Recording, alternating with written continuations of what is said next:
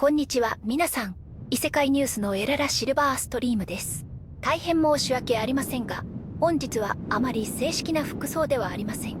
現在、私は別の埠頭へ向かっている最中で、明日ブルーレイク領主の宴会に出席する予定です。その領主が統治する埠頭、ブルーレイク埠頭は天の川市から非常に遠く、魔法列車での移動が必要です。それでも一晩かかる距離なので、到着は明日になります。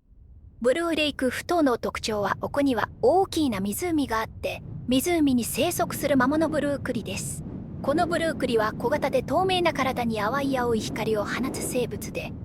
水を浄化する能力を持っています。そのため、ブルークリは地元のシンボルであり、主要な経済資源の一つでもあります。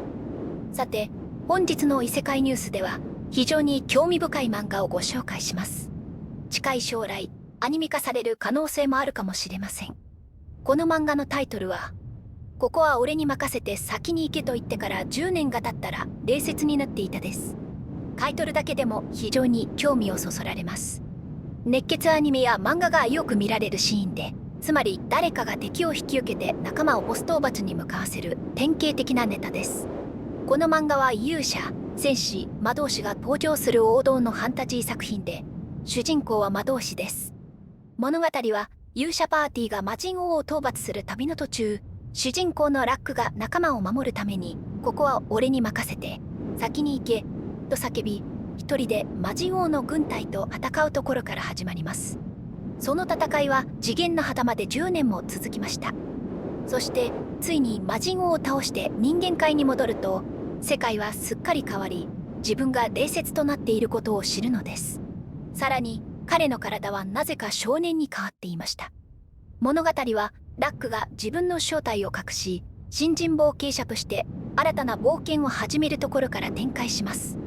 しかし世界は平和ではなく、彼は様々な敵と戦い陰謀を暴きます。物語の中で最も興味深いのは、彼自身がその陰謀の一部であることです。ネタバレはダメですから、ファンタジー漫画が好きな方はぜひ漫画を読んでお確かめください。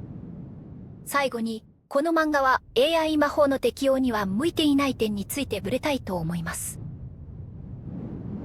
この漫画の多くの場面は動作の終了時を描写しており、例えばキャラクターが剣を振る動作では、動作を始める瞬間や途中ではなく、動作が完了したシーンを描いています。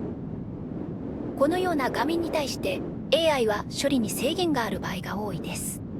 それではまた次回お会いしましょう。異世界ニュースのエララシルバーストリームでした。